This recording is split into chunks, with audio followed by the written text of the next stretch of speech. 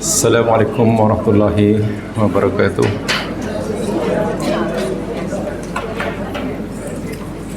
Alhamdulillah wa syukurillah, la hawla wa la quwata illa billah. Asyhadu an la ilaha illallah wahdahu la syarikalah, asyhadu anna Muhammadan abduhu wa rasuluh.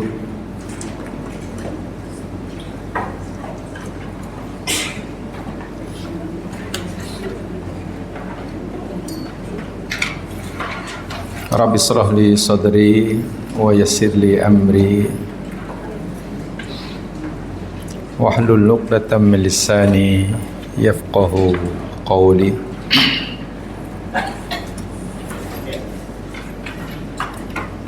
Allahumma 'allimna ma yanfa'una wanfa'na ma 'allamtana warzuqna 'ilman walhamdulillahi ala kulli hal. Amin ya rabbal alamin.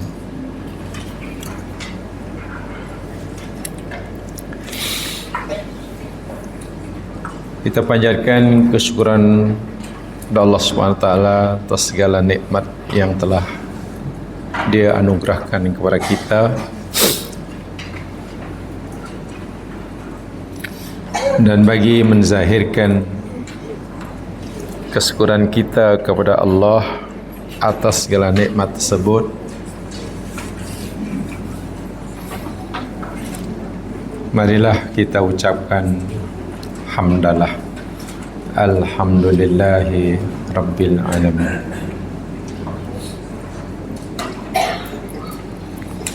Seterusnya, bagi menzahirkan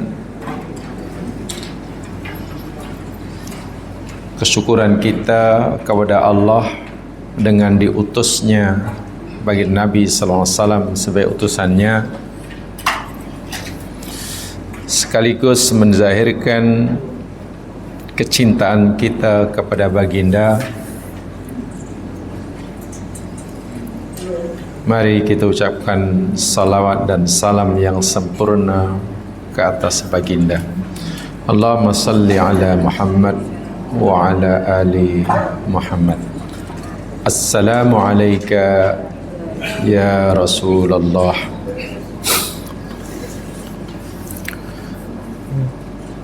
Dan untuk memulakan majlis kita dalam usaha kita tadabbur terhadap apa yang Allah firmankan, agar Allah memberikan kita kemudahan memahaminya, mengimaninya, sekaligus menjadikannya sebagai panduan hidup, kita mulakan dengan bacaan basmalah. Bismillahirrahmanirrahim. InsyaAllah hari ini kita akan teruskan siri tadabbur kita Suratul Mulk, yakni ayat yang ke-23.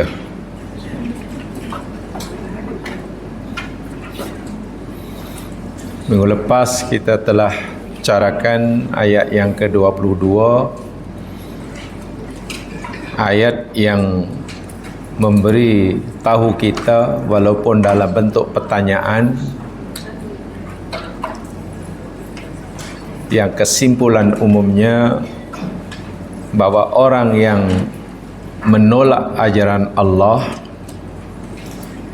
pasti berbeza, pasti tidak sama dengan orang yang menerima syariat Allah. Dalam ayat ini diumpamakan orang yang menolak ayat Allah, yakni orang yang berjalan dengan muka di bawah, kepala di bawah, kaki di atas. Sementara yang menerima ajaran Allah, mereka yang berjalan lurus di atas jalan yang lurus. Pasti berbeza. Dan Allah pun tidak sama memperlakukan mereka di dunia dan di akhirat. Di akhirat pun tidak sama nanti tempat tinggalnya.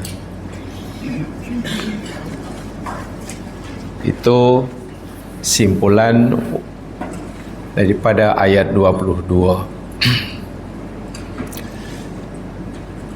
Dan kemudian Allah berikan kepada kebebasan memilih kepada kita, sama ada hambanya manusia ini nak memilih berjalan kepala di bawah kaki di atas, atau nak memilih berjalan tegak lurus terpulang. Allah kata, bahasa mudahnya seakan Allah berfirman, kalau kamu nak memilih berjalan dengan muka di bawah, sila. Tapi akibatnya kamu sengsara lah. Bila kamu nak tolak ajaranku, silakan, tapi nanti neraka lah. Bila kamu terima ajaranku, juga silakan, nanti aku akan berikan syurga, kata Allah. Inilah keistimewaan yang Allah berikan pada kita, yakni khurriyatul ikhtiyar. Selepas Allah berikan kita perintah yang perlu dilaku oleh kita, diberikan larangan yang mesti kita tinggalkan, kemudian Allah berikan kita kebebasan memilih. Tetapi diingatkan, walaupun kita diberi kebebasan memilih, pilihan itu yakni pilihan yang bertanggungjawab.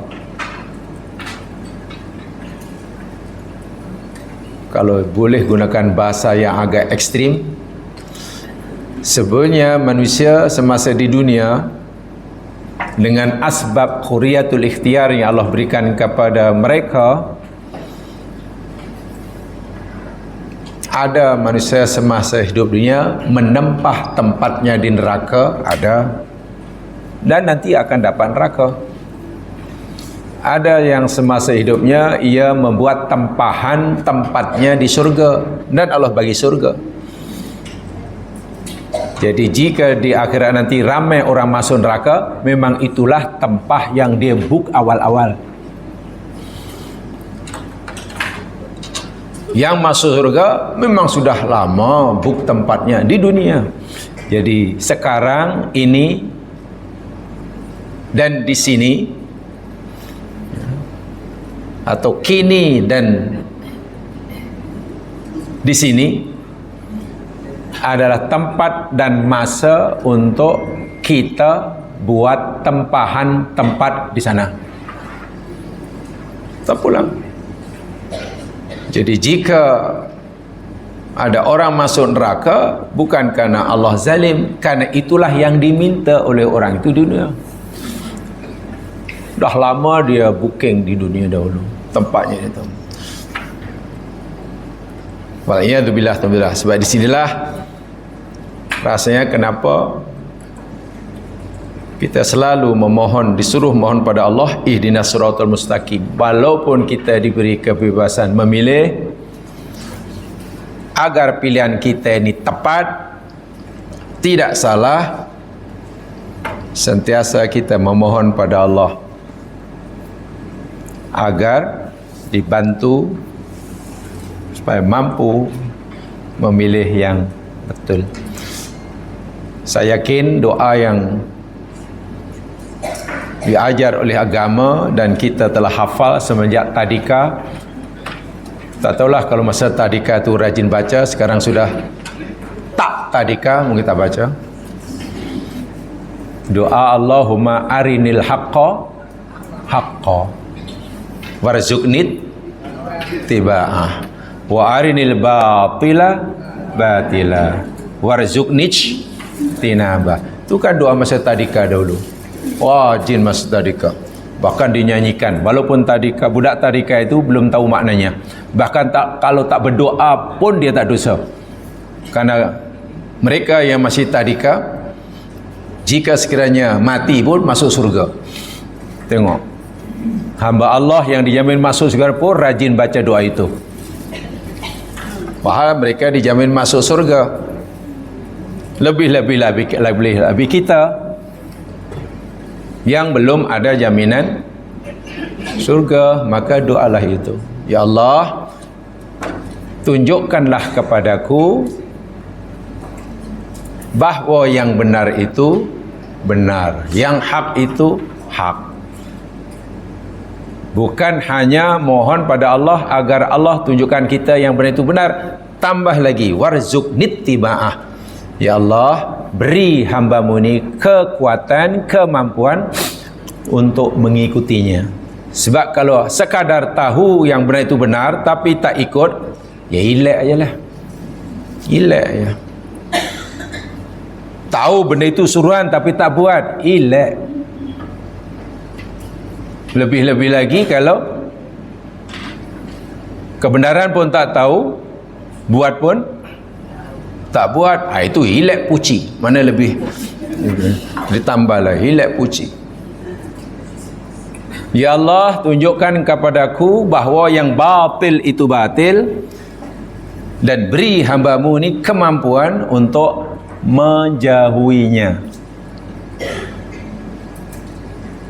Yang pertama minta namanya hidayah, dilalah,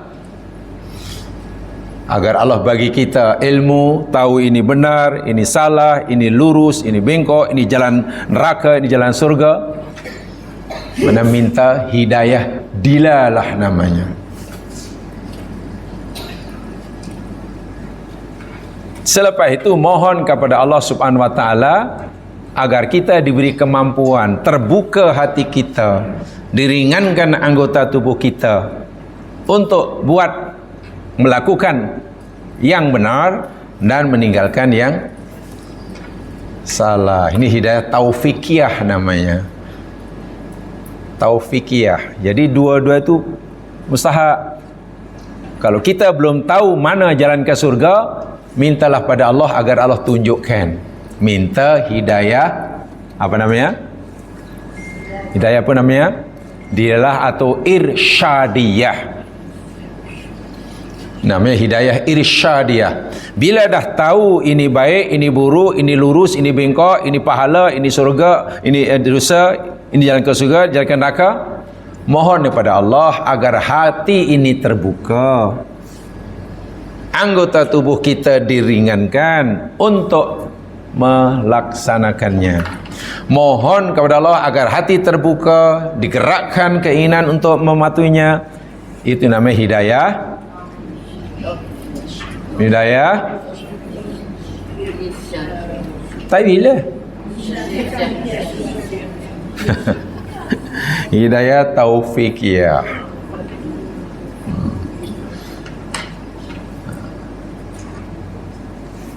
Mana yang penting? Hidayah irsyadiyah atau taufikiyah? Dua-dua. Hidayah irsyadiyah yakni hidayah yang dengannya kita dapat mengetahui mana benar, mana salah, mana haram, mana halal, mana wajib, mana makruh. Ini boleh kita dapatkan dengan belajar. Belajarlah, belajar. Dan bila dah tahu, jangan berhenti. Sebab tak ada makna kita tahu benda itu dilarang, dilanggar juga.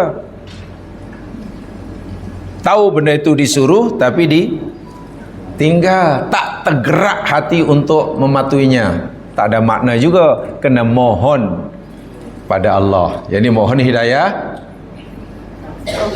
taufiqiyah. Dua-dua tu penting tu. Itu caranya. Nah, taufikiyah ini bersifat amali. Sampai kita mohon, kita mesti mempraktikkan, latihan terus laksana. Kalaulah umpamanya nak solat malam itu sangat berat sebelumnya, walaupun kita tahu solat malam itu Betul tidak wajib, tapi fadilatnya besar. Nak mulakan berat.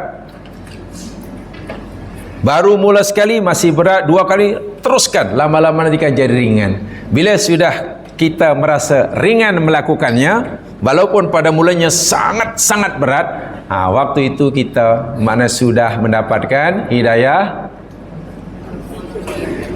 Dulu berat, sekarang sudah senang. Bahkan rasa-rasalah kalau tak solat malam tu rasa hidupnya tak sempurna. Rasa-rasa pagi hari breakfast pun tak kenyang. Pasal malam tadi tak qiyamul lail.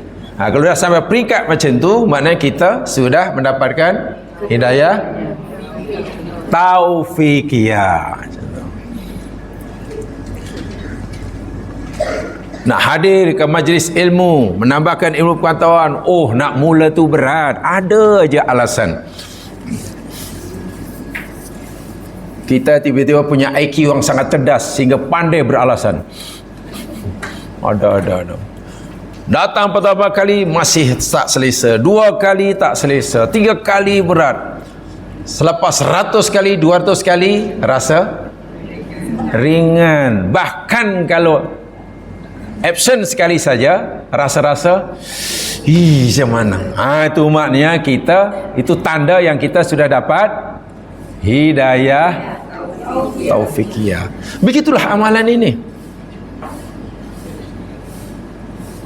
Bila tiba-tiba berhenti saja umpamanya, berhenti mengumpat, mulai hari ini saya nawaitu, saya katakan pada mengumpat, wahai mengumpat, aku talak 3 engkau. Berat. Malam mungkin sebuah lagi buat lagi. Tapi bila hari berhenti, kalau biasanya mengumpat 1 hari 10 kali, esok tinggal 8 kali. Lusa tinggal 5 kali, lama-lama 2 kali, lama-lama seminggu sekali, lama-lama sebulan kali, lama-lama pun berhenti habis. Bila berhenti habis, dan bila bukan seng, maknanya bukan mengumpat sengaja, tapi menyesalnya luar biasa. Habis pahalaku hari ini, habis menangis-nangis. Bila dah peringkat macam itu, bila terlanjur, itu bukti yang kita sudah mendapatkan hidayah taufiqiyah. Itulah mustahaknya hidup. Memang berproses, berat mula-mula. Tidak akan berlaku, terjadi, berubah overnight, tidak. Tak adalah orang hari ini macam Abu Jahal, besok pagi tukar jadi Abu Bakar. Tak mungkin.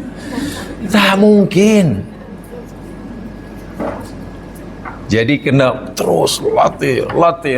Dipanggil tamrin dan riadah. Kalau tidak ada tamrin dan riadah, susah ya mas kan? Sangat susah.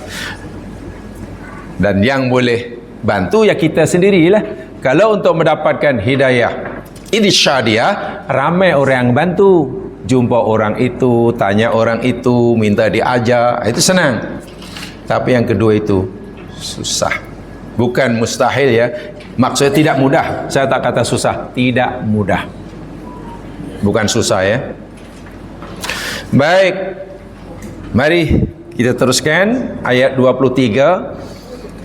Ayat yang masih menceritakan tentang kekuasaan Allah yang maha dahsyat, kebesaran kekuasaannya, sekaligus ayat yang memberitahu kita tentang kesempurnaan. Jangan lupa ya mas sekalian ya, tajuk utama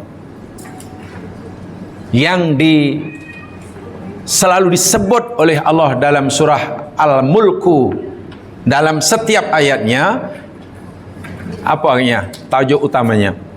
Tajuk utama yang Allah nak sampaikan pada kita pada setiap ayat dalam surah Al-Mulk.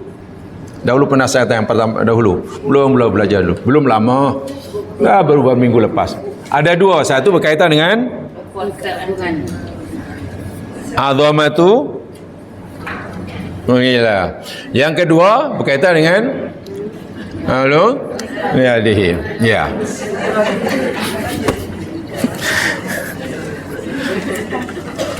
Tak apalah, lupa tu biasa. Lupa biasa. Ingat ya, tajuk utama. Jangan lupa. Kita kan belajar surah Al-Mulk. Setiap ayat dalam surah Al-Mulk itu sebenarnya ada mesej yang sangat-sangat penting yang Allah nak beritahukan pada kita. Ada dua. Satu yang ini berkaitan dengan azamatu qudratillah. Betul ya? Qudratillah. Ini nomor satu. Yang kedua, kamalu ni'matillah. Jangan lupa dua saja, bukan 20. Bukan 20. Dua saja. Tapi tak apalah, lupa itu memang sifat manusia kan. Biasa lupa tu biasa. Lupa nombor handphone kawan. Lupa kunci kereta. Lupa rumah dia, nak balik tak tahu rumahnya mana. Rumah aku, lupa dia biasa. Bahkan ada orang lupa nama kawan. Yang parah lupa nama sendiri. Assalamualaikum, Waalaikumsalam. Apa khabar kau nam? Saya siapa ya? Itu dah teruk lah tu. Dua inilah tajuk dalam surah Al-Mulk dalam setiap ayat. Satu Allah nak berikan kepada kita tentang azamatu qudratillah. Kebesaran, keagungan, apa lagi? Kemahadahsyatan kudrat Allah. Kuasa Allah. Itu yang Allah nak ingatkan dalam ayatnya. Bahawa dia, Allah Subhanahu Wa Taala ini punya kekuasaan yang sangat-sangat dasar tanpa had. Sehingga dengan kuasanya yang dahsyat ini, ya, Allah hanya kata innama amruhu idza arada syai'an kun. Dah, tak ada yang mustahil. Wahab bagi kita, Allahu Akbar, sangat dasar. Macam manalah cili boleh pedas daripada dulu hingga sekarang. Sementara tebu manis. Walhal akar tebu dan akar cili itu di bawah tanah itu berjabat tangan, bergandeng bahu. Macam mana yang pedahnya masuk cili, yang manisnya masuk geleng-geleng di kepala kita sama-sama melihat kuasa yang dahsyat ini dan tak pernah silap. Tuh, nak beritahu kita tentang keagungan, kebesaran kuasanya. Yang kedua, Allah nak beritahu pada kita tentang kesempurnaan nikmatnya. Bahawa nikmat yang Allah berikan pada hambanya ini bukan yang remeh-temeh, ala kata, sangat-sangat sempurna. Perhatikan ayat sebelumnya, semua kan begitu. Cerita tentang langit dicipta tujuh lapis. Cerita tentang langit tidak ada cacat celah. Cerita sekali. Termasuk ayat yang kita nak pelajari ini. Dua ni ya, jangan lupa ya. Jangan lupa. Walaupun lupa itu taklah haram. Lupa taklah haram. Qul huwallazi ansha'akum wa ja'ala lakumus sam'a wal absar wal af'idah. Qalilan ma tashkurun. Kul, katakanlah wahai Muhammad, yakni beritahukan kepada umatmu wahai Muhammad, huwa dia Allah, allazi adalah zat yang ansha'akum, dia telah menciptakan kamu. Tapi ingat ya, ansha'a dengan khalaqa, walaupun terjemahan Melayu sama, tapi makna harfiahnya tidak sama. Kalau khalaqa, menciptakan dalam arti kata mengadakan sesuatu dari tiada, itu khalaqa. Kalau ansha'a, walaupun terjemahannya menciptakan, maknanya Allah menciptakan sesuatu bertahap. Ada tahapan-tahapan. Ansha'a. Contoh, kalau jamaah katalah nak tanam pokok durian dan Allah nak menciptakan pokok durian, adakah kita letak aja biji durian kemudian besok berbuah banyak?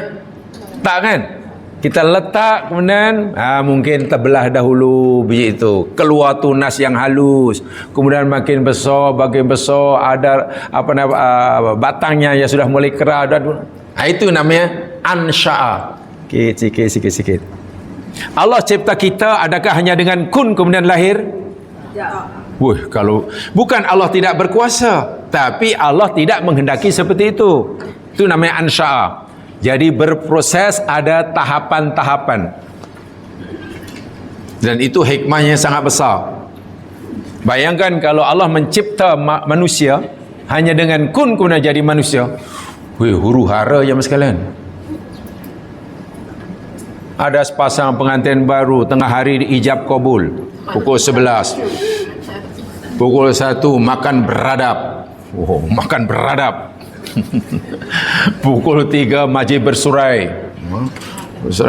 Sampai petang penat bukan main, malam hari bukan tuan rumah aja.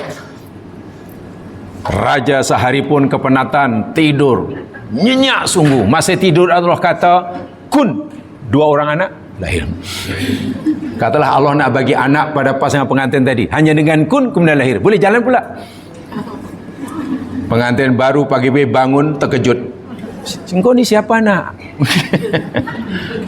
Huru hara je ni aja mas sekalian. Allah nak jadikan katalah bukan apa, danau Tasik di tengah bangsar ini. Semua orang bangsa tidur, Allah kata kun Tasik jadi. Huru hara.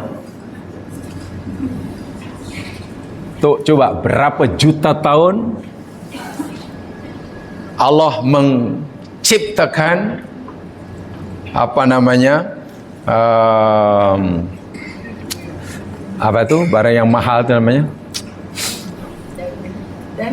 diamond pamannya. Berapa lama dengan kun kemudian jadi ini ke? Allahu Akbar. Semua itu ada tahapan tahu ini.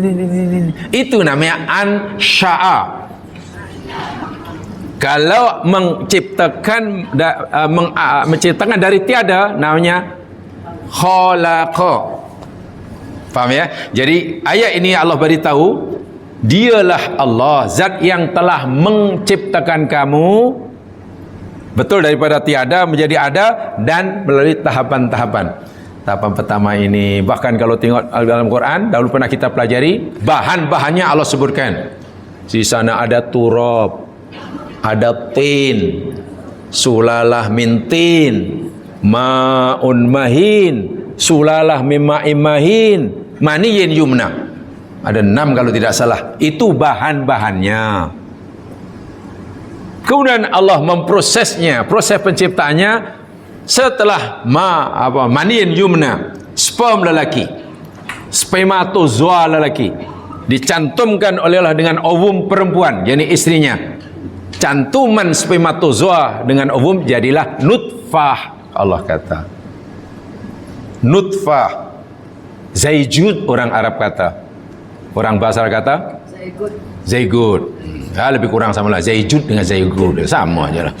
Itu nutfah, dia satu sel saja. Nutfah membelah dari 1 jadi 2 sel, 2 jadi 4, 4 jadi 8, dari 16, dari 32. Kemudian cukup dalam masa tertentu jadilah alaqah. Nutfah tadi melekat di dinding rahim, nidasi namanya. 40 berikutnya menjadi mudghah. Mudghah pula. Selepas itu Allah ciptakan tulangnya. Tulang pula oleh Allah balut dengan daging. Lalu Allah biarkan masa yang dah kendaki menjadi khalqan akhar, menjadi ciptaan yang benar-benar lain dan tidak ada tidak kelihatan dari apa yang dicipta. Lahirlah jadi baby. Setelah jadi baby tak ada tanda-tanda yang belum siap. Telinga tak siap lah, masih tanah. Tak ada. Ada baby lahir rupanya hidungnya masih tanah, tak siap lagi. Jika bukan kerana Allah beritahu bahwa kita ini tercipta dari tanah, pasti tidak ada yang tahu dari apa kita dicipta. Nah, tahapan-tahapan itulah makna ansya'a, menunjukkan bahwa Allah itu maha berkuasa. Sekaligus Allah memberitahu tentang kesempurnaan nikmatnya. Bayangkan kalau bukan karena kehendak Allah, kita jadi apa agaknya? Ya tanah tetap tanah lah. Atau ginilah, mesti tanam yang, katalah orang ya, ketika jadi nutfah, nah, jadi nutfah, atau mimani yumna, sebelum jadi nutfah, percantuman, pertembungan antara spermatozoa lelaki dan ovum perempuan. Kata para pakar lah, minta maaf, saya cakap apa adanya, dan saya berani nyatakan karena kalian semua sudah balik, jadi saya cakap berani. Semua sudah balik kan? Atau mungkin ada yang belum sudah balik kan? Ketika suami istri mengadakan hubungan suami istri kan, lelaki akan mengeluarkan lebih kurang antara 200 juta hingga 400 juta sel spermnya.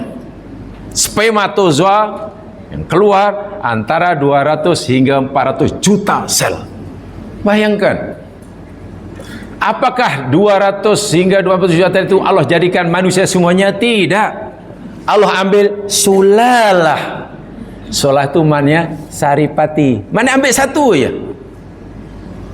Katalah ada 300 juta sel, lalu Allah ambil satu untuk dipertemukan dengan ovum perempuan, jadilah nutfah.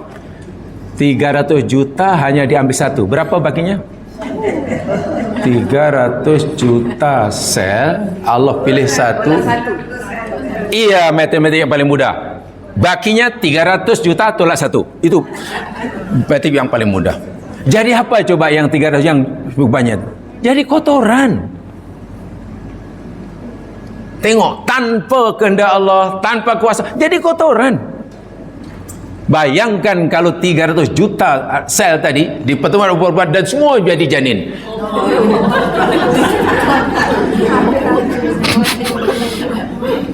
Ada 2 orang perempuan katalah mengandung kemudian melahirkan anak, penuh Kuala Lumpur.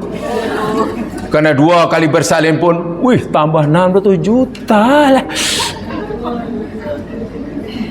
Takut, tapi Allah tak, aku tak akan jadikan semua, aku pilih satu aja. Sulalah mintin, sulalah mimma imahin. Allahu Akbar. Bukankah itu tanda kuasa Allah? Allah sendiri memilihnya, bukan kita, bukan orang tua kita. Sekaligus itulah kesempurnaan nikmatnya. Nikmat kerana bayangkan daripada bahan yang boleh dianggap sederhana, bahkan Quran kata ma'un mahin, mahin makna harfiahnya hina.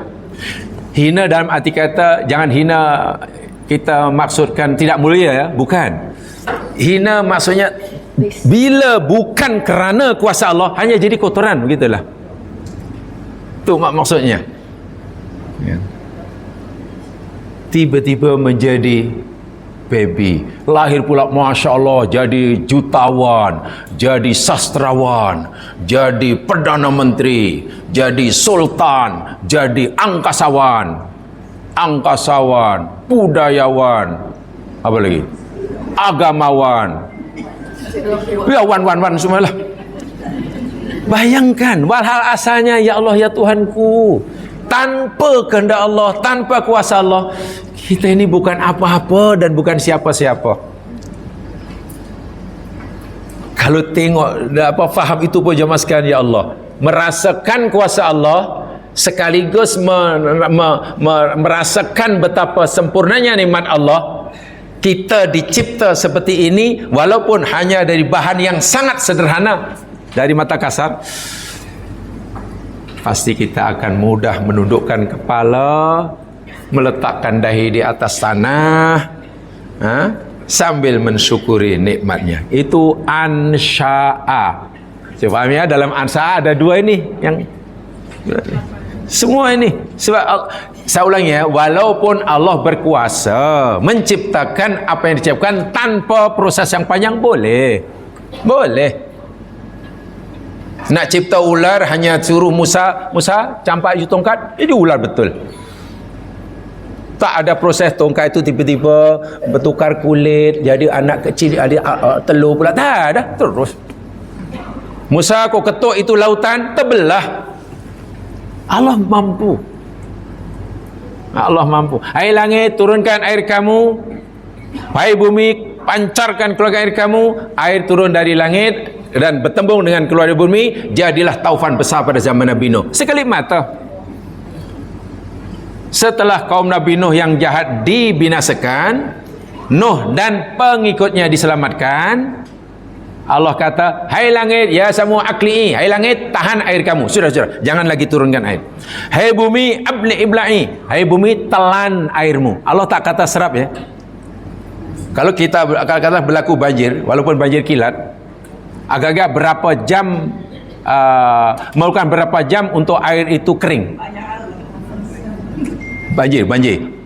Banjir kan? Sebab bumi hanya mengapa namanya itu? Menyerapkan, meresap tuh. Yang hanya sikit kan? Tapi macam mana taufan pada zaman Nabi Nuh begitu pantas sekali kering. Karena Allah arahkan bumi, hai bumi, telan air kamu. Bukan serap, telan. Jadi kalau telan maknanya, ya bumi buka mulutnya tengah-tengah, habis. Berkuasa. Allah berkuasa bila menghendaki. Tetapi kebanyakan dalam ciptaannya, Allah menciptanya yakni berproses. Ada fasa-fasa ini, sini, gini. Dan itu kuasa Allah. Kemudian yang berikutnya, tengok kuasa Allah dan sekaligus menunjukkan kesempurnaan nikmatnya.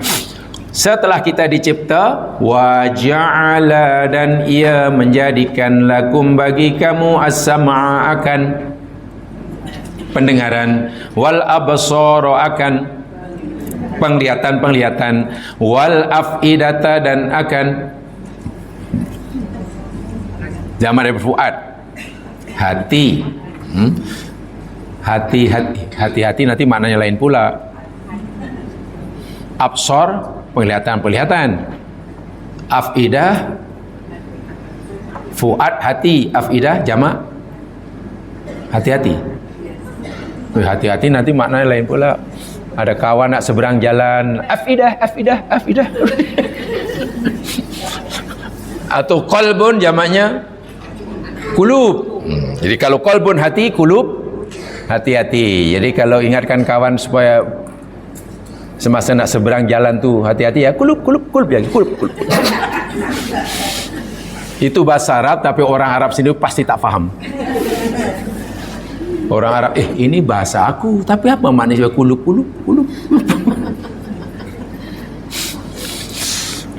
Baik. Qalilan ma tashkurun, sedikit sekali. Qalil itu sikit, ada tambahan ma, itu maknanya takkidut. Untuk takkidul taklil, menguatkan kalimat sebelumnya. Jadi kalau qalil itu sikit, tambah ma maknanya sedikit sekali, sikit sangat. Tashkurun, kamu bersyukur. Baik, ini lagi sekali Allah nak tunjukkan kuasanya, dan Allah juga nak tunjukkan kesempurnaan nikmatnya. Kuasa yang Allah nak tunjukkan yakni karena dia berkuasa menciptakan sam'un, absor, afidah. Perlu saya ingatkan, sam'un, absor, afidah ini jamaah sekalian, ia lebih bersifat maknawi, bukan hissi. Apa mak Melayunya? Kalau maknawi apa maknanya? Ia lebih bersifat bermaksud maknawiyah, bukan hissiyah. Apa yang Melayunya? Baik. Kalau hissiyah, hissi yang bersifat fizikal, udunun. Ini udun. Ini basarnya udunun, telinga. Ini bersifat hissi, jasmani kan, fisikal kan. Adapun fungsi udun, sam'un. Jadi ini bukan sam'un. Sam'un itu fungsinya. Ini namanya ainun. Ain, mata kan. Nah ini khisyah. Khisyah. Fungsinya bersifat maknawiyah, basarun. Okey, basarun. Afidah, itu khisi apa namanya maknawiyah, fungsinya. Adapun fisikalnya dipanggil qalbun. Jadi begini ya, macam mana saya nak jelaskan ya? Nak jelaskan pun susah, apalagi nak memahami. Macam mana ni? Inilah contoh mudahnya, saya bagi contoh lah. Katalah qalbun ya. Qalbun. Apa maknanya dalam bahasa Melayu? Hati kan? Qalbun ini ada dua makna dalam Al-Quran ya bahasa, dalam bahasa Arab. Ada makna hissiyah, ada makna maknawiyah. Qalbun makna hissiyah secara fisikal, makna qalbun adalah jantung, heart. Lebih tepat itu, kalau bahasa Inggris lebih tepat heart. Kalau bahasa Melayu hati kan. Hati ni jantung ke bukan? Bukan ya? Qalbun, katanya qalbun itu apa? Hati. Hati dengan jantung serupa ke sama? Lain ya? Kalau hati merujuk pada apa ya? Liver kan? Yang tepat bukannya liver, qalbun, jantung.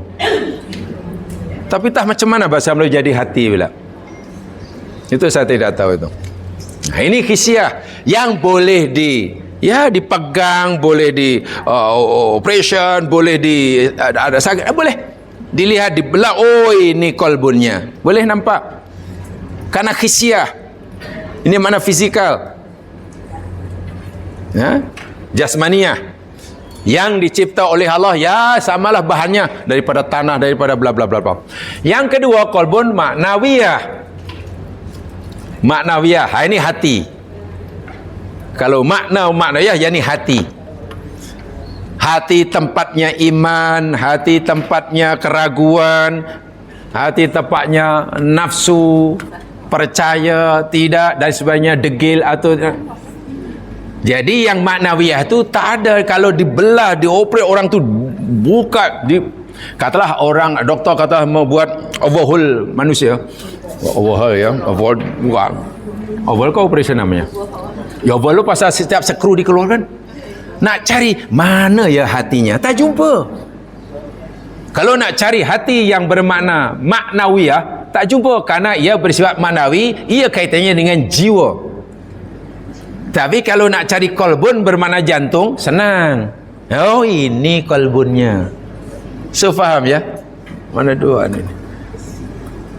Kalau kita nak tengok mana ya telinga orang itu, udunnya mana? Itu udun ada, boleh dipegang. Boleh pegang, boleh ditarik. Tapi kalau mana ya sam'unnya? Susah. Doktor pakar pun tak akan menemukan mana sam'unnya. Kan ini kaitannya dengan jiwa. Faham ya? Nak cari ainun senang. Tu mana ainun? Tu yang merah, mata memerah tu lah. Yang merah tu. Yang gatal-gatal tu. Itu. Itu ainun lah. Habis yang basarunnya. Tak tahulah basarun mana. Jadi kalau ainun, udhunun, qalbun yang bermakna di atas itu kaitan dengan fizikal kita, jasmaniyah kita. Ya, paham ya? Adapun sam'un, basarun, qalbun yang bermakna yang bawah itu, atau fuadun nanti ada, itu kaitan dengan nafsun. Apa nafsun ya? Yang ini kaitannya dengan jasad, jasadun.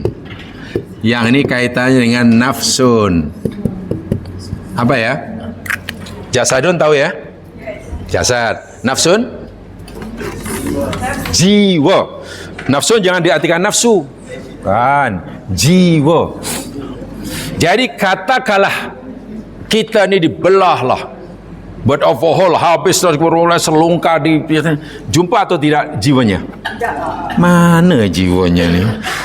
Tak jumpa, karena itu ya itu berada di dimensi lain, ada dalam diri kita, tak tahu, tapi tak tahu di mana tempatnya. Hingga hari ini pun pakar-pakar ilmu jiwa masih berbeza pendapat di mana sebenarnya letak jiwa ini. Ada yang memahami, oh jiwa itu letaknya yakni di belakang otak kita, maknanya di sebalik yang nampak tu. Dan otak ini mempunyai apa ya, hubung kait yang sangat erat sekali. Apa yang dipikir oleh otak punya hubungan yang sangat erat sekali dengan kolbun kita. Kolbun maknanya jantung ya. Contoh kecil. Kalau kita marah jemaah sekalian, marah sungguhlah. Itu marah itu kaitannya dengan jasad atau nafsun? Marah. Dengan jiwa kan? Betul. Yang marah mesti jiwa. Tapi peliknya, walaupun marah itu perbuatan jiwa, nafsun, ia mempengaruhi, memberi kesan terhadap jasadun. Bila orang marah, macam mana agaknya heartbeat dia? Tenang atau laju?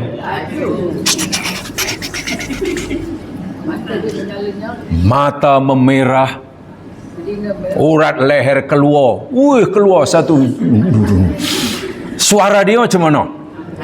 Ada orang marah suaranya, Assalamualaikum, sila masuk. Iya. Jadi apa yang berlaku pada jiwa manusia memberi kesan kepada jasadnya. Sebaliknya, apa yang berlaku atas jasad seseorang pun memberi kesan efek yang dahsyat pada jiwanya. Saya nak bagi contoh. Otak yang Allah berikan pada kita, yang letaknya di kepala ni lah, yang itu penuh dengan jaringan-jaringan saraf yang maha kompleks ni, ya. Sehingga banyak pakar ya, doktor, kadang mungkin doktor dia seorang doktor neuroscience umpamanya, neurologis kan. Itu apa tu? Otak itu masuk yang mana? Termasuk jasad atau nafsun? Otak yang nampak yang boleh dibelah, yang doktor belah. Oh ni. Jasad tu kan? Jasad boleh dikaji. Oh ini pasal ini. Kan banyak doktor pakar-pakar tu. Berapa itu otak ni? Ya, seorang neurologis tu kan belah kepala orang, cuk. Oh ini, okey, next. Cuk lagi. Maksud saya kena pakar. Maha pakar. Jadi buka belah kepala orang tu macam belah kelapa je. Cuk. Bila jaringan saraf tu ada yang tak betul, putus ke, lari ke, ya mungkin karena jatuh ke, karena pendarahan ke, yang tak betul rupanya jasadnya, tapi memberi pengaruh pada jasad, pada nafsunya. Orang tu dia senyum memanjang, tak ada lawak, dia senyum. Doktor pun apa sahaja tiba-tiba senyum orang ni. Belah otaknya, oh ini rupanya ada wayar putih putus sambung sebelah kanan. Kan dah tak senyum. Iya, fizikal kita ada masalah, memberi kesan pada nafsun. Nafsun ada masalah pun berjaya. Jadi apa hubungan antara jasad dan, nah ini sangat-sangat hebat. Dari hari ini pun setakat yang saya tahulah, banyak doktor-doktor dan pakarnya belum mampu menemukan jawapan yang disepakati. Ya masih berupa teori, berupa kajian, berupa eksperimen. Walaupun mereka terus-menerus melakukan kajian, study empirical akan terus-menerus, tapi mereka belum menemukan jawapannya. Ayat ini ya, selepas Allah cerita tentang proses penciptaan jasad kita, yakni ansaakum tu cerita tentang proses penciptaan jasad. Ni terus ni.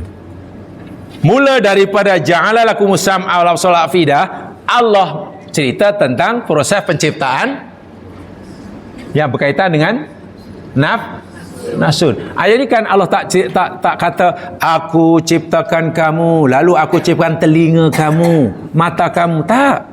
Allah kata pendengaran. Tengok bagaimana indahnya Al-Quran. Jadi mula-mula cerita tentang penciptaan fizikal kita, tubuh badan kasar, zahir yang boleh dikaji. Yang keduanya disambungkan wa itu mana dan, yakni cerita tentang penciptaan sesuatu yang berkaitan dengan jiwa. Sama tu jiwa, bahasa tu jiwa.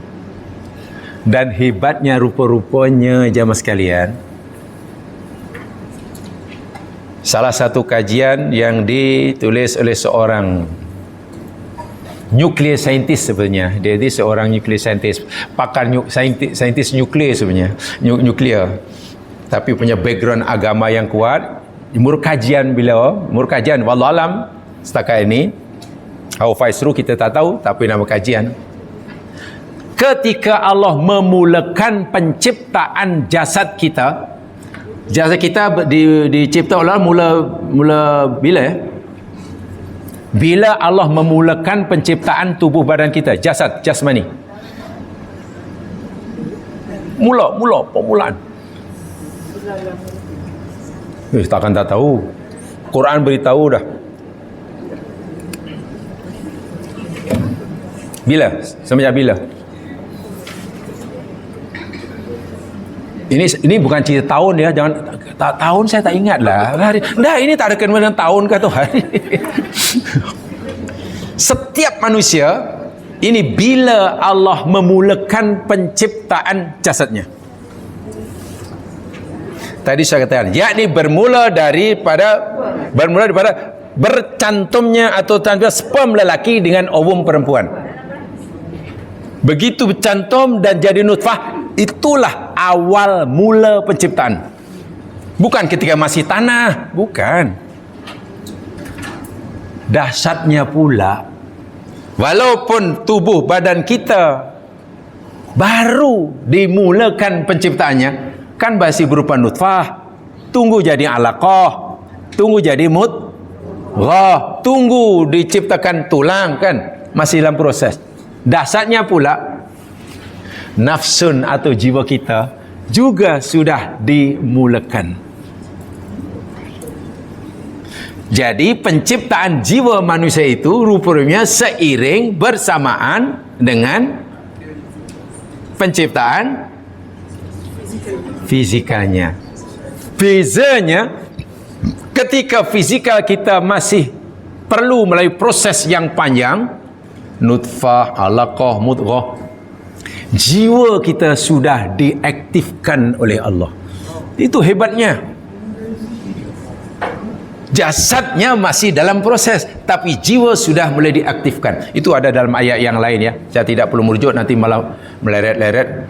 Dah mungkin nak pergi Kuala Lumpur malah sampai Johor Bahru, nanti malah leret-leret. Ini kehebatan. Dan sekaligus Allahu Akbar. Ya, kita kalau kaji ayat itu kita hanya subhanallah. Apa yang ini? Apa yang itu, ya.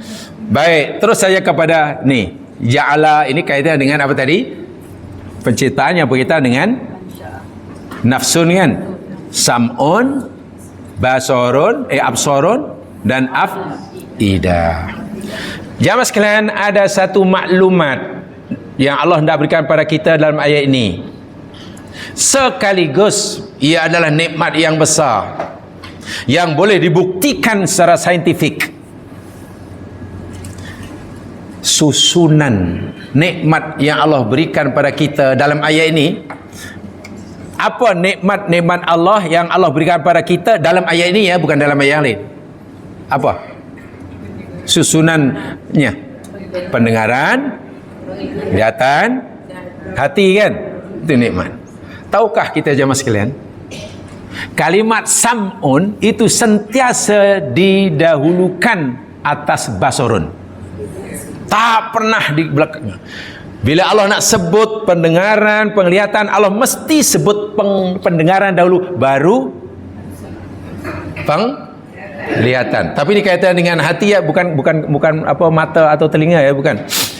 Yani ada pada dalam 38 tempat di dalam Al-Quran.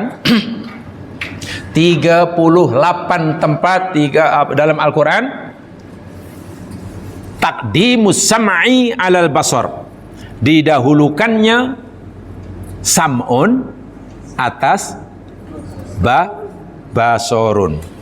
Banyak 38 tempat, senang nak cari ya. Dalam surah Sajadah contohnya dibaca Pak Imam pagi Jumaat tu.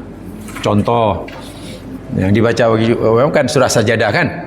Allah berfirman, summa sawwahu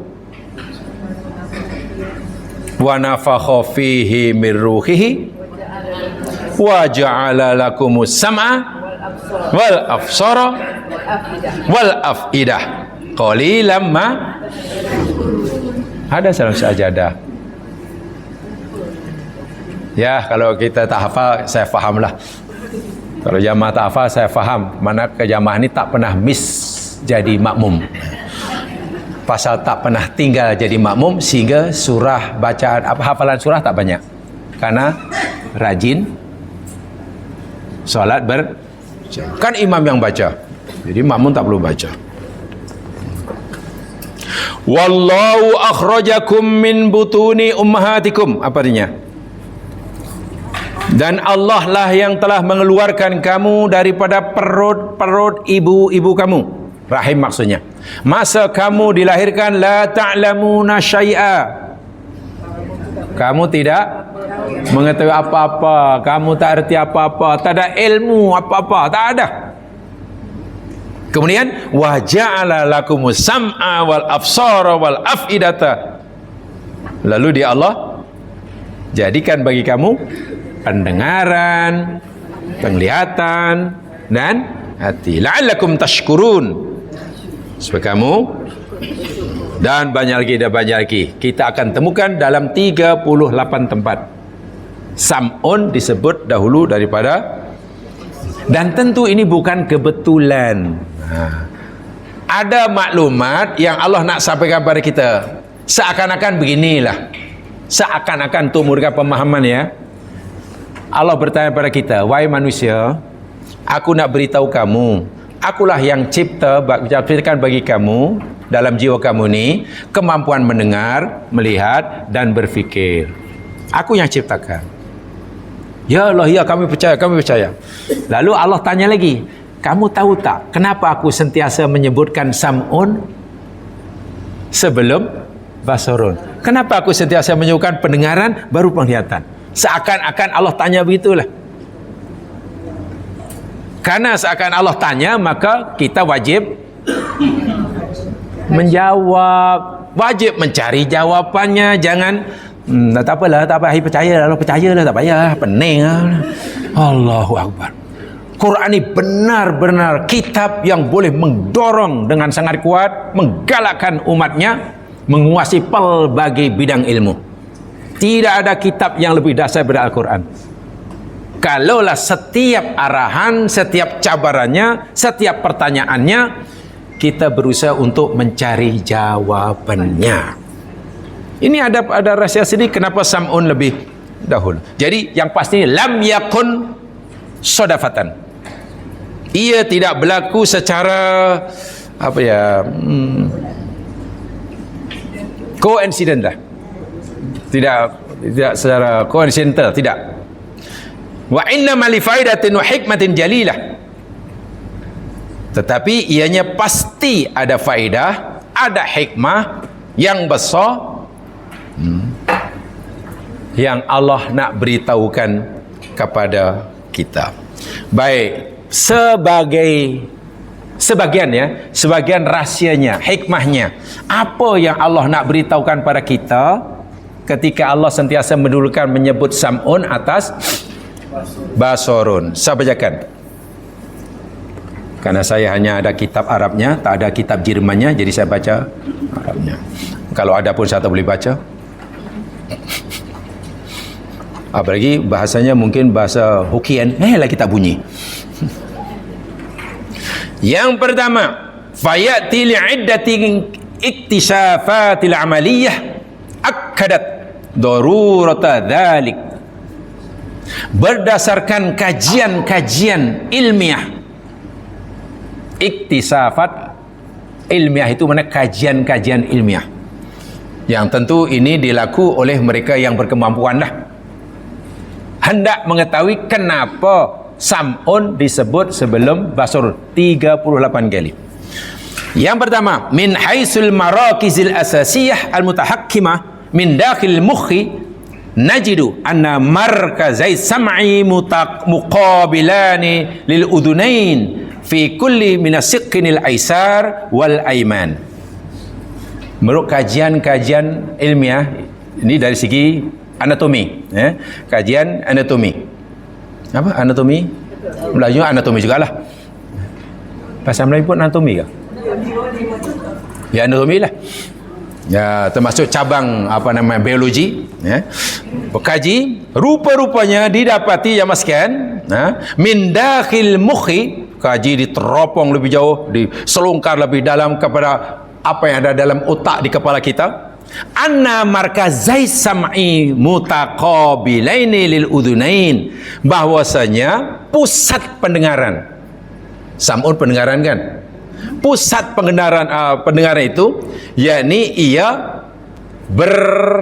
mutaqabili maknanya berhadap-hadapan dalam otak kita, yakni dengan telinga kita sebelah kanan, telinga kan kanan dan kiri kan. Pusat pendengaran di otak kita pun ada di pusatnya, titik pusatnya di sebelah kanan, bagian kanan, dan sebelah kiri otak, dekat sekali, bukan satu. Wa amma markazul basar fayujadu fi muakhiratil mukhi.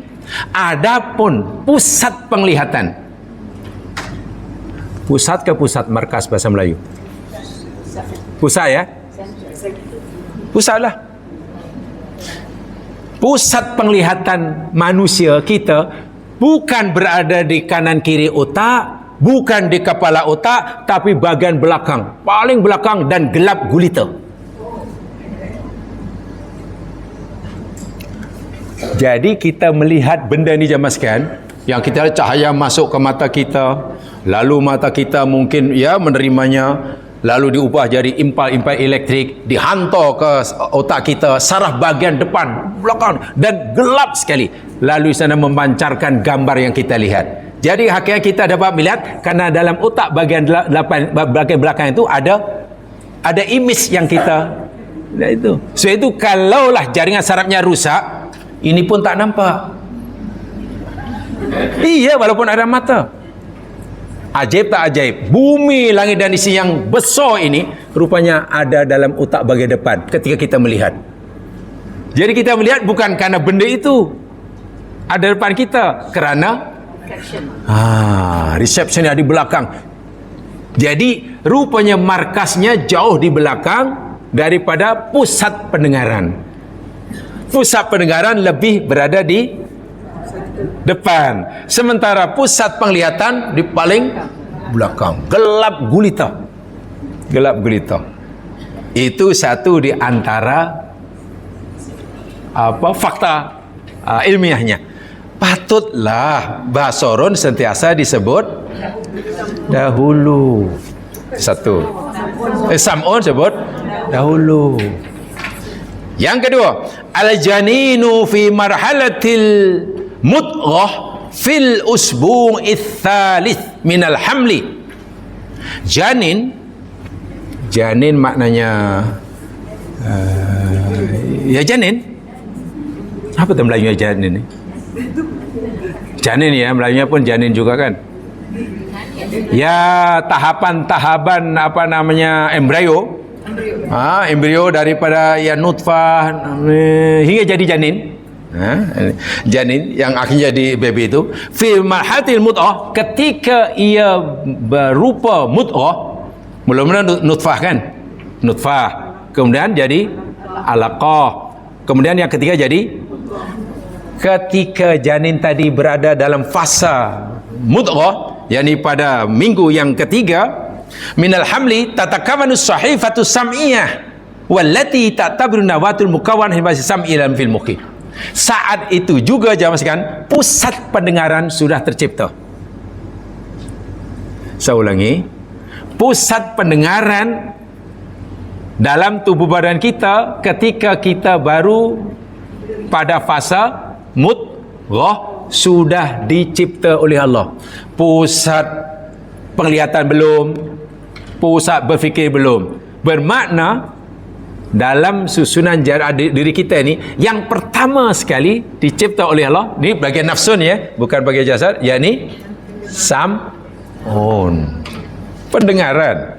Masya Allah. Amma sahifatul basari al-tawanu jihazul basari fatalakaru fi awalil usmu'ir rabi'. Adapun pusat penglihatan oleh Allah baru Allah ciptakan ketika kandungan itu berumur 4 minggu atau minggu ke-4. Saya tak kata janin itu, ini cerita pusat pendengaran ya, pusat pendengaran dan pusat penglihatan.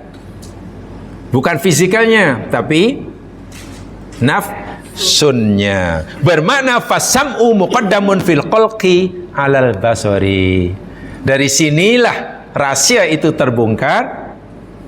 Kalimat sam'un disebut dahulu atas basorun, karena rupa-rupanya pusat pendengarnya dicipta lebih awal daripada pusat basorun.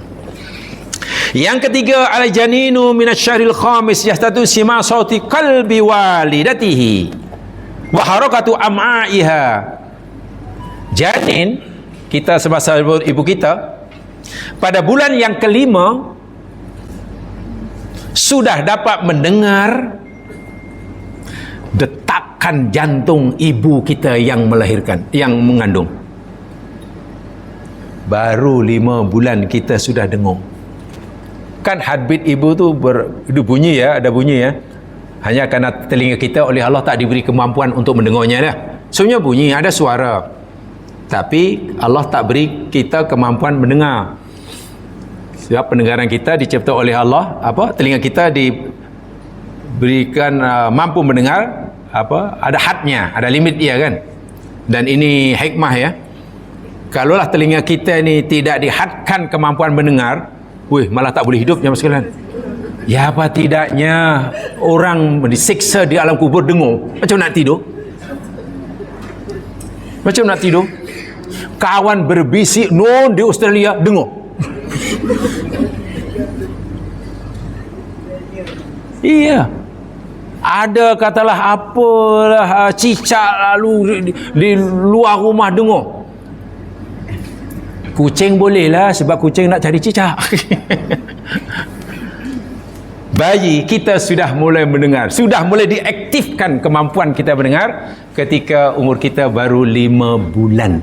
Karena sudah mendengar detakan jantung ibu kita yang mendengar. Harakati amaiha, gerakan-gerakan perut ibu kita ketika makan, kemudian di makanan digest lah, dihadam,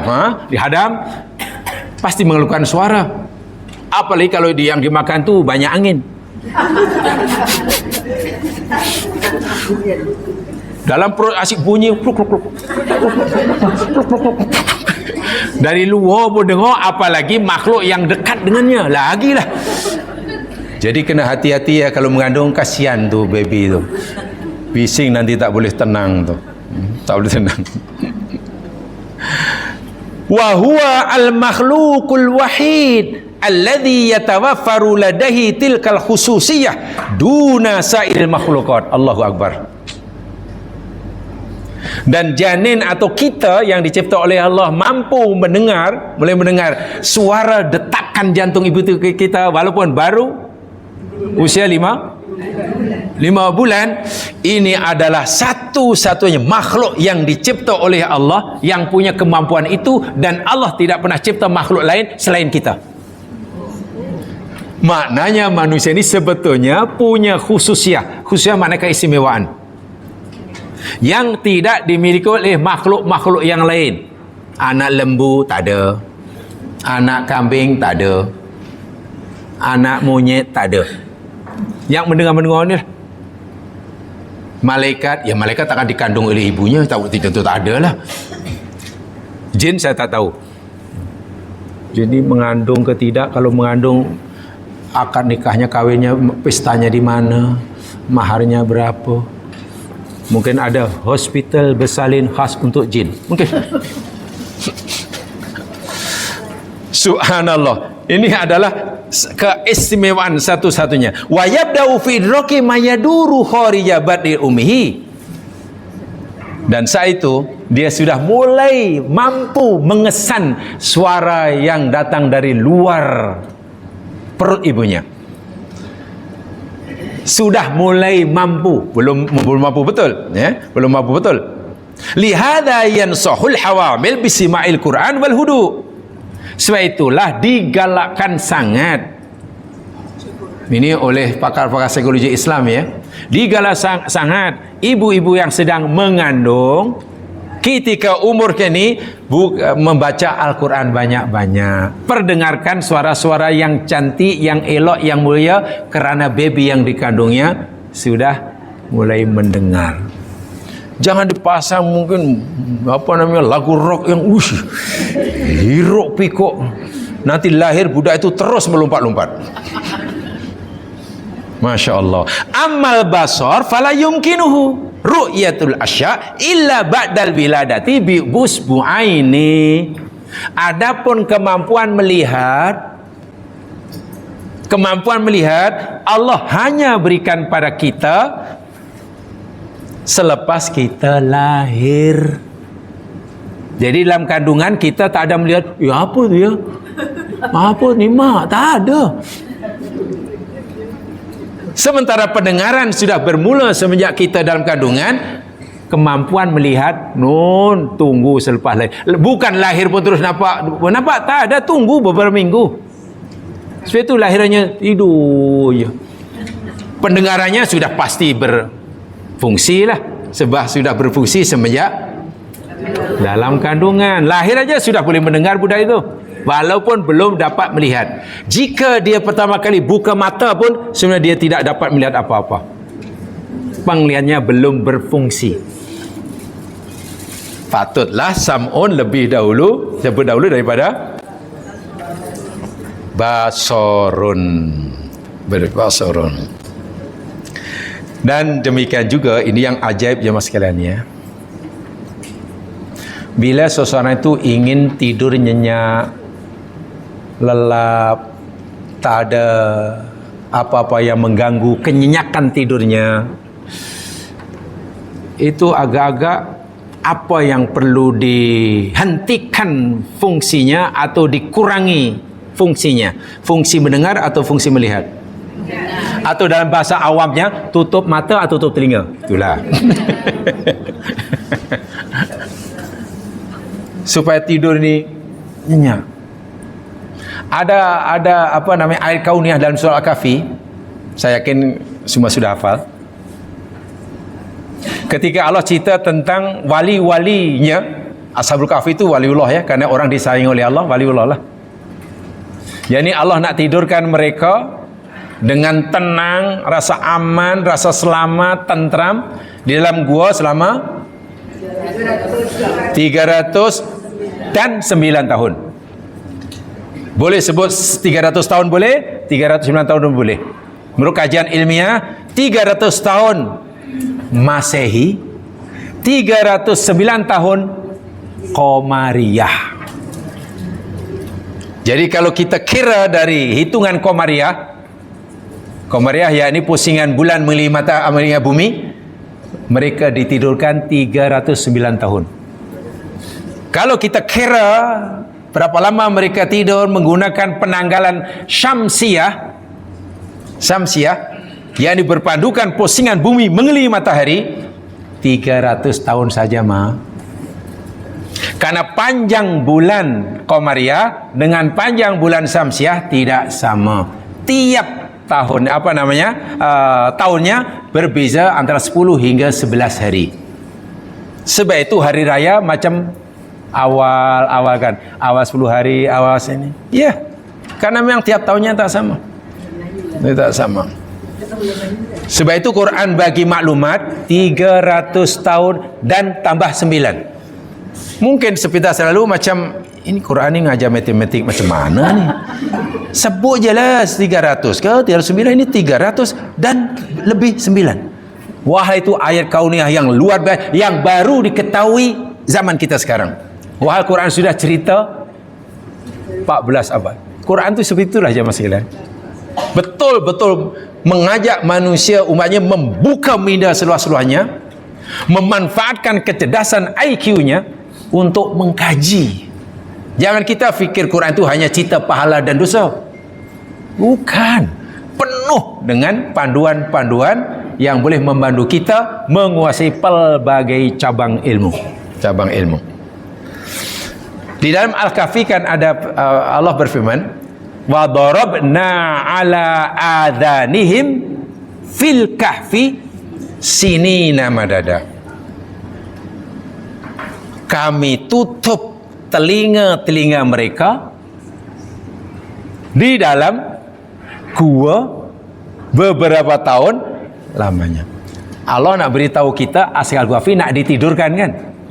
Tapi kenapa Allah kata kami tutup telinganya?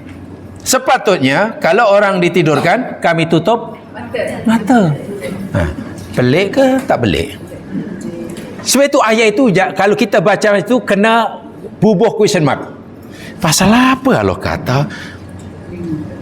Kita suruh anak-anak budak-budak, nak tidur tutup mata. Macam itu takkan. Nak tidur tutup telinga. Tak ada. Rupa-rupanya kalau orang tu mau tidur panjang, lama, pastikan fungsi telinga yang boleh mendengar itu kena di non-aktifkan. Ya. Mata mudah, tutup saja, mata ni dah non-aktif. Percaya tidak, mata kita tak mampu melihat dengan tutup. Senang, itu je. Tak tahu. Tapi telinga masih dengar. Tak ada lampu aja, mata ini pencen, percayalah. Tapi telinga boleh dengar. Saya tu pelik kalau ada orang katalah telefon kawan, halo, boleh cakap kuat sikit lah, tempat saya tak ada api lah, elektrik mati lah, boleh kongsi. Itu mana something wrong orang itu. Apa kena mengena, ada lampu tak ada lampu, dia kata suara tak dengar. Mata ni sering kali pencen, sering kali rehat. Tidur rehat, tutup mata rehat, gelap rehat. Tetapi walaupun mata rehat, telinga masih berfungsi. Tutup mata, pasti kita masih dengar suara kan? Tak ada lampu, masih dengar. Sebab itu bila Allah nak tidurkan hambanya dan jangka masa sangat panjang, bukan ditutup matanya supaya tak melihat, tapi ditutup, dinonaktifkan sam'unnya, sehingga langsung tak dengar apa pun, nyenyak senyaknya. Kita kan tak mungkin ya, boleh ada kan orang kadang dia tidur sebenarnya. Orang tu tidur karena tak dengar apa-apa, tidur walaupun matanya macam ni. Ada orang mata terbuka tapi dia tidur. Sementara ada orang yang matanya tutup tapi sebenarnya tidak. Tapi kita ni memahaminya ya yang biasanya tidur kaitannya dengan mata. Oh tidak, dengan telinga sebenarnya. Sebab itu kalau ingin nyenyak, lelap, janganlah nak tidur buat bilik tidur di tengah coket ketika nak raya. Ya susahlah. Tu mungkin buatlah bilik tidur di tepi airport. Dekat runway yang setiap 10 minitnya kapal terbang landing dan take off. Dan kapal terbang yang bising-bising itulah. Yang bising-bising, yang minyak kuat, atau mungkin kapal terbang yang dah lama, yang enjinnya dah nak rusak tu. Mana boleh tidur? Pasti tak nyenyak. Nah, itu sebabnya min haisul aulawiyah indan naum, contohnya. Bila orang tu nak tidur, telinganya yang ditutup, bukan matanya.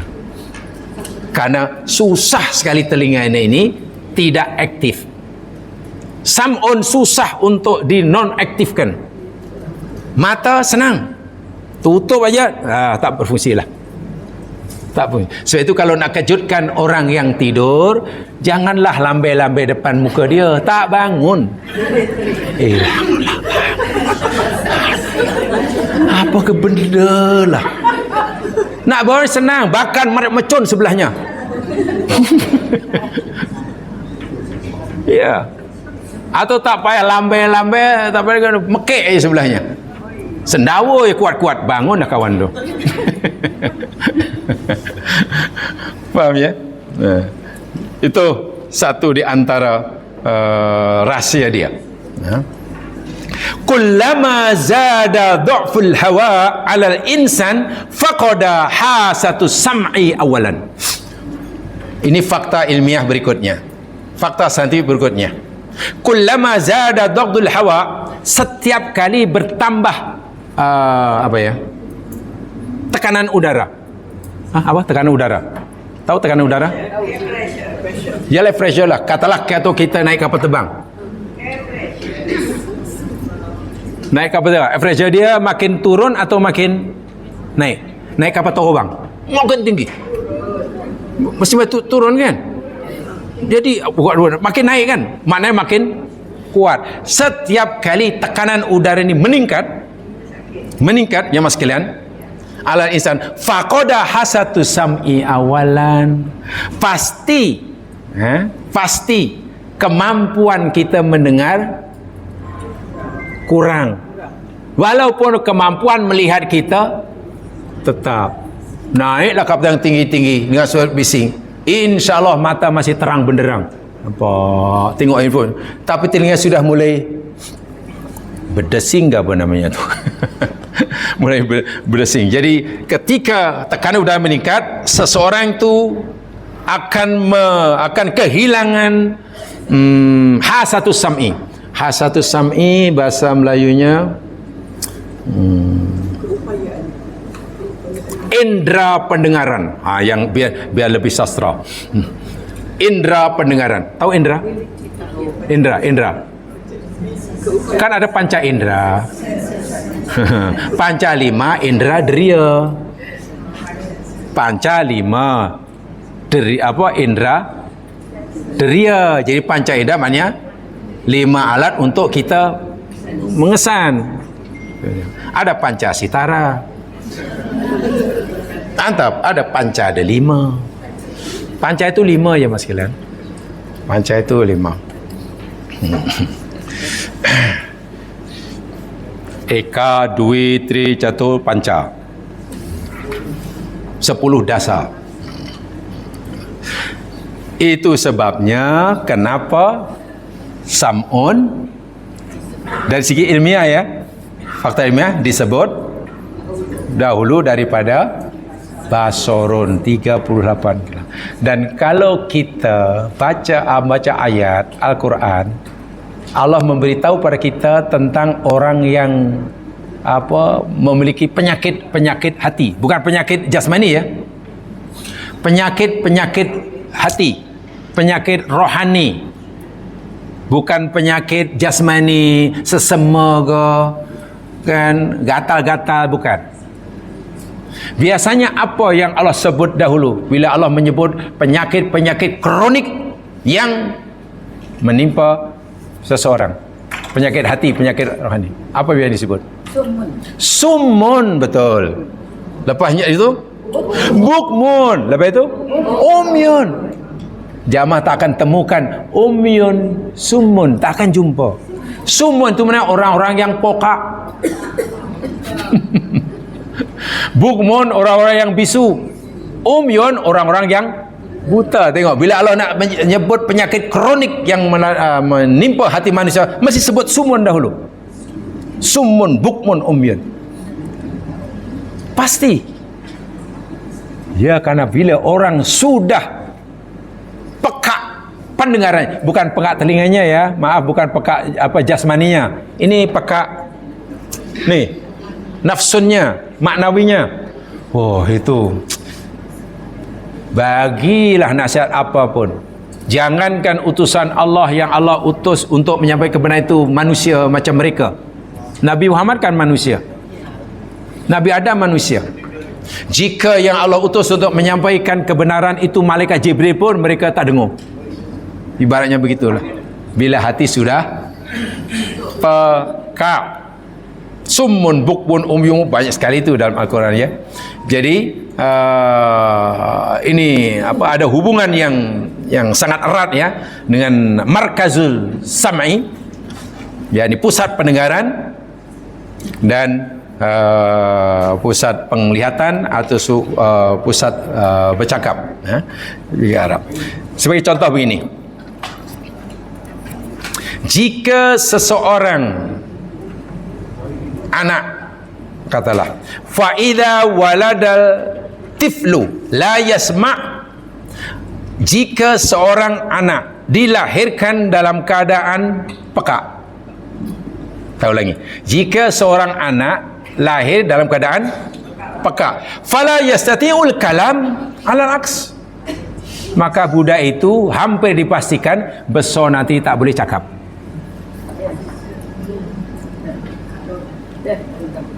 Saya hanya baca kajian orang yang mampu ya. Bila anak itu dilahirkan, lahirnya pokak, dapat dipastikan nanti budak ini besar bisu. Macam mana nak cakap? Dia tak pernah, otaknya tidak pernah menyimpan memori apa-apa karena tak dengar apa-apa. Kan percakapan ini perlu belajar pada mendengarkan. Jadi bila tak dengar apa-apa suara, otaknya, memorinya tidak menyimpan apa-apa suara. Jadi macam mana nak cakap?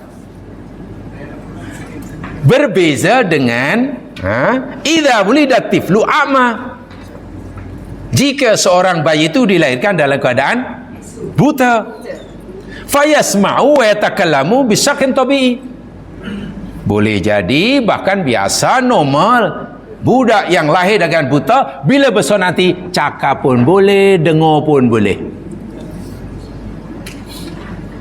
Betul kan? Lahir buta, besar nanti insya-Allah cakap pun boleh, dengar pun, bahkan pendengarannya lebih tajam daripada itu.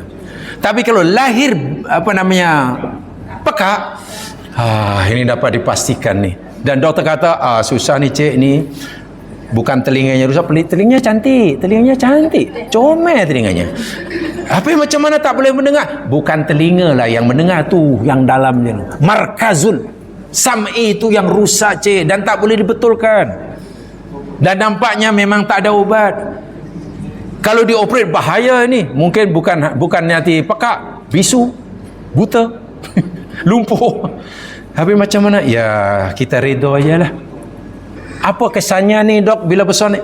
Ya, boleh dipastikan budak nanti bila besar, jikalah sam'onnya sudah tidak berfungsi semenjak lahir, budak ni tak akan mampu bercakap. Melihat boleh lihat, tengok orang cakap tahu, tapi apa yang dia cakap?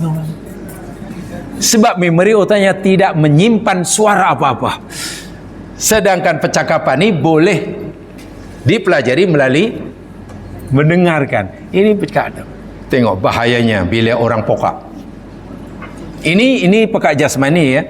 Pekak jasmani. Wa man taqatul bayan al khassah bil kalami taqa'u wasatul mukhi baina markazi sam'i wal basar. Sedangkan mantiqatul bayan, mantiqah itu maknanya area, bayan itu bercakap. Area percakapan dalam otak kita ni jamaah sekalian, kan semua kita ini dikawal oleh otak kan. Kemampuan kita bercakap itu dikawal. Di mana pusatnya, mana areanya? Yakni berada di antara pendengaran dan penglihatan. Cantik tak cantik ayat ini? Ayat yang menyatakan sumun, mula-mula sumun apa? Sumun maknanya apa tadi? Peka. Kemudian buk itu apa? Bisu. Kemudian peka maknanya tak mampu mendengar, pendengaran kaitannya. Bukmun maknanya tak mampu cakap. Umyun mana tak mampu mau. Di mana letak bukmun dalam ayat susunan tadi? Di tengah-tengah kan? Umyun sumun dahulu, baru bukmun, baru. Kenapa diletakkan di tengah? Kenapa Allah tak kata summun, umyun, bukmun? Apa salahnya? Summun, umyun, bukmun. Ini tidak. Summun, bukmun. Masya Allah, terlepas buat kajian ilmiah dalam saraf otak manusia. Rupanya mantiqatul bayan, mantiqatul itu area percakapan, otak yang membolehkan kita mampu berkata-kata ini tempatnya betul-betul di antara as-sam'u dan di sam'un, percakapan, kemudian melihat. Jadi ini bukan disusun kebetulan, bukan suka-suka Allah meletakkan bukmun di tengah-tengah. Jadi apa yang Allah firmankan sama betul dengan apa yang Allah ciptakan. Bila Allah mengatakan bahawa bukmun, kemampuan bercakap atau tidak itu berada di antara mendengar dan melihat, ciptaan Allah pun begitu juga. Dipanggil mantaqatul bayan al-khasah bil kalam taqa'u wasatul mukhi baina markazis sam'i wal basari. Sengaja saya mengajak jamaah sekalian untuk melajari aspek ini karena tadi awal sudah katakan surah Al-Mulk setiap ayatnya itu Allah nak sampaikan dua inilah. Dan kita baru nampak betapa dahsyatnya kuasa Allah dan betapa sempurnanya nikmat. Dua itu yang di-highlightkan. Sebab surah Al-Mulk menjadi sangat penting yang Nabi perintahkan untuk kita membacanya setiap malam tu memang luar biasalah. Dengan membaca diharapkan kita mampu merasakan betapa agungnya kuasa Allah dan mampu merasakan betapa sempurnanya. Bayangkan bila kita jumpa Allah, ketika jumpa Allah, hati kita dipenuhi dengan rasa kagum terhadap kekuasaannya dan mengakui seikhlasnya akan nikmatnya. Ya husnul khotimah lah jawabnya. Itu tujuan kita mempelajari ini jamaah sekalian ya. Jadi sengaja saya mengajak jamaah untuk mengkaji lebih dalam semampu yang kita mampu berikanlah. Itu saja yang sempat saya sampaikan pada ini. Dan ada lagi satu atau dua yang belum saya sampaikan dalam ayat ini, yakni ada dua lagi kalimat yang belum dijelaskan dalam ayat ini, atau mungkin tiga lah, wallahu alam, tengok nanti. Mudah-mudahan diberkati oleh Allah Subhanahu wa taala, yang benar-benar Allah jua, silap kelemahan diri sendiri. Subhanakallahumma bihamdik, astaghfiruka wa atubu ilaik. A'udzu minasyaitonir rajim. Wal 'ashr. Innal insana fi khusr. Ladina amanu was salihat tawasaw bil haq tawasaw bis sabr. Assalamualaikum warahmatullahi wabarakatuh.